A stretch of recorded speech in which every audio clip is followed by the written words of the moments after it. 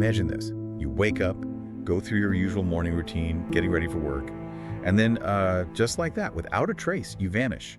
No goodbye, no note, just gone. That's the chilling reality that shattered the life of Jennifer Kesse. Jennifer was, a young, ambitious finance manager, only 24 years old. She'd recently hit a major life milestone, buying her own condo in Orlando, Florida.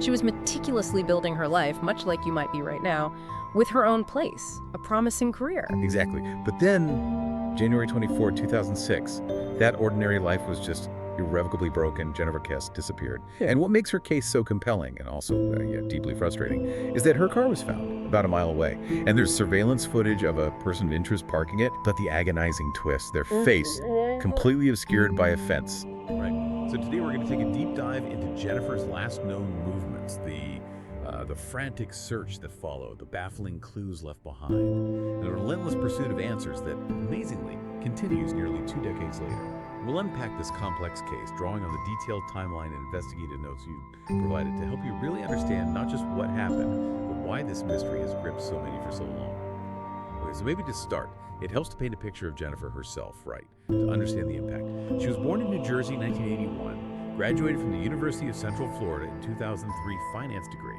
and by 2006, she was really thriving as a finance manager at Central Florida Investments Timeshare Company in Ocoee. Her independence, that meticulous nature, buying her own condo, it just made her sudden vanishing even more confounding to everyone who knew her. Yeah, and what's truly critical here are the immediate events leading up to her disappearance, because they show how abruptly Jennifer's seemingly perfect life shifted. 1 minute, a carefree vacation, the next, total mystery.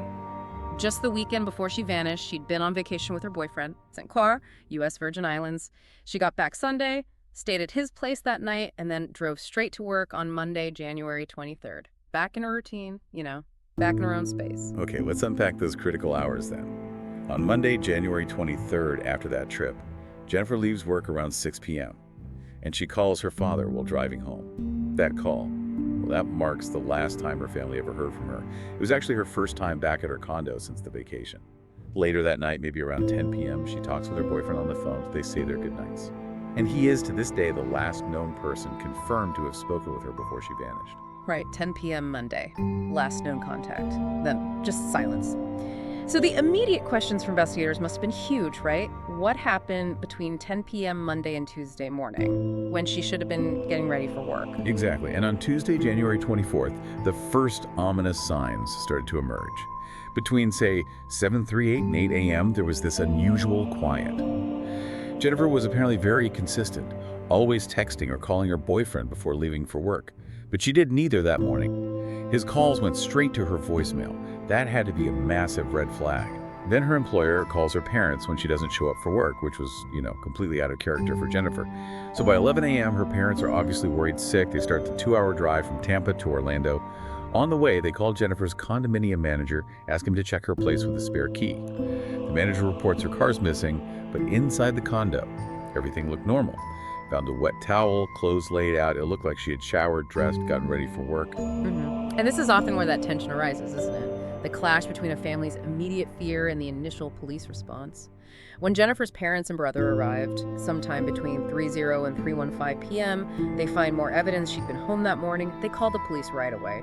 But officers, initially they often operate under the assumption that an adult might have left voluntarily. Those critical early hours can be lost. Right. Those first hours are absolutely crucial. But once the police were involved, say between 5 p.m. and 7 p.m., family and friends were already out there, hitting the area with flyers. Police did send a detective to her home, and they started interrogations. Extensive searches too. Foot, horseback, boat, helicopter, car, ATV, everything. But still, no Jennifer. And then the case took a really baffling turn. It's often the smallest detail, isn't it? Something that either cracks a case open or, like here, just makes it even more perplexing. And that's exactly what happened when the main piece of physical evidence, her car, finally surfaced. On Thursday, January 26th, around 8:10 a.m., a tenant at a nearby apartment complex sees Jennifer's car on the news. They call the police, say, hey, that car's been sitting abandoned out front here for several days. And it was Jennifer's black 2004 Chevy Malibu, parked only, 1.2 miles, maybe 1.9 kilometers from her own condo? Wow, so close. So the vehicle gets photographed, taken for forensic examination. Yeah. Standard procedure. But the real potential game changer, please examine local surveillance footage from that complex where the car was found. This was the moment, wasn't it? The moment everyone hoped would break the case open. It should have been. The footage showed an unidentified person of interest dropping Kesse's vehicle off. This was around noon on Tuesday, January 24th, the day she went missing, and then just walking away. But here's the agonizing twist. The one that's just haunted this case for nearly 2 decades. This individual. You just couldn't identify them. The camera quality was poor. A fence crucially blocked the view right where the face would be, and there were no visible distinguishing features. Clothes, gait, nothing obvious. I remember a journalist called the suspect the luckiest person of interest ever. Because all 3 camera angles that caught the person. Face obscured by that fence every single time. Unbelievable. Absolutely unbelievable luck for them, terrible luck for the investigation. The FBI was even called in to try and help determine the person's size, gender. All they could really say was probably between 5'3" and 5'5". NASA was brought in to enhance the video. That tells you how critical this footage was, how desperate they were. And yet, the face remains a complete mystery. So with a car found, but the driver unidentified, and those initial searches turning up nothing, what were the immediate theories investigators started working with? Well, with no sign of forced entry or a struggle at her condo, the first thought was maybe she was abducted walking to her car or getting into it that morning. Later, that theory kind of shifted. They started thinking maybe she actually left her complex okay and was abducted somewhere on her way to work. The car's forensic examination, surprisingly little, just one latent print, a fingerprint, and a tiny DNA fiber, which led investigators to strongly suspect the car had been meticulously wiped down. And interestingly, valuables were left inside, which pretty much ruled out robbery as a motive, right? Yeah, that's significant. And didn't a search dog do something interesting with the car? Tracked a scent, right? From the car. Back towards her apartment complex. That's right. The dog followed a scent trail from where the Malibu was parked back towards Jennifer's own condo complex, which made detectives think, okay, maybe the suspect returned to her apartment's parking lot after ditching the car. But frustratingly, no other evidence was found along that route, just the scent trail ending. And the absence of certain items became another critical puzzle piece. What's consistently listed as missing: her cell phone, her iPod, keys, purse, briefcase, and whatever outfit she was wearing that day. Authorities couldn't ping her cell phone, it was likely turned off, or the battery died quickly. And her bank card, never used again. Strongly suggested, she didn't just leave voluntarily, or she was taken without any of her essential belongings. Okay. And investigators did the usual checks. Yeah. Close circle first. Family, close friends, her ex-boyfriend, apparently he was upset, wanted to get back together. But his alibi checked out, he was ruled out. And her current boyfriend, his alibi also held up. Yes, both were thoroughly investigated and cleared. Standard procedure.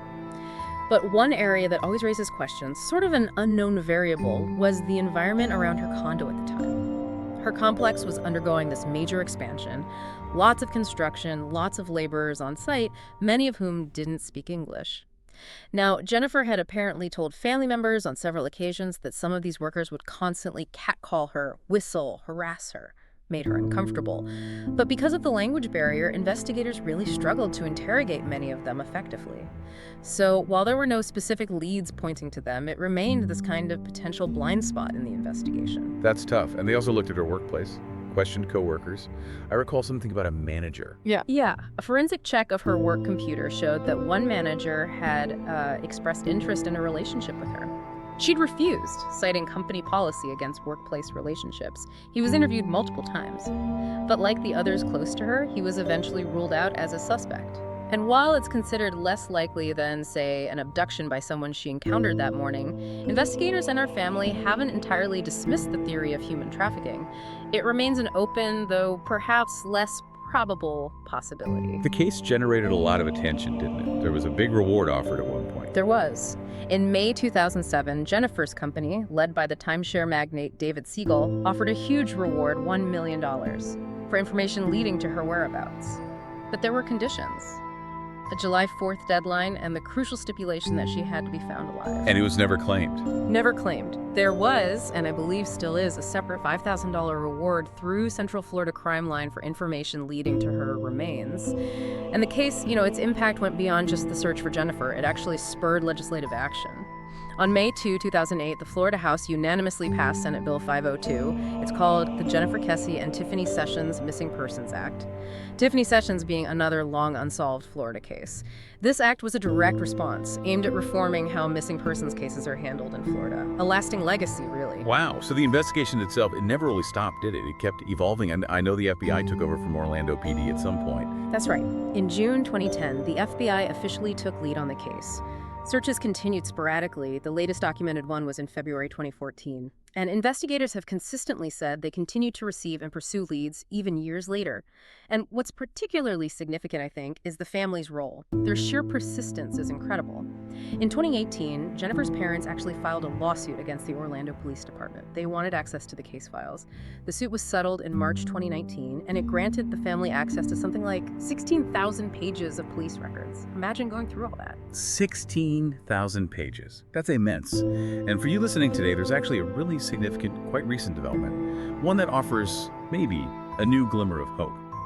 In December 2022, the entire investigation was turned over to the Florida Department of Law Enforcement, the FDLE, specifically their cold case unit.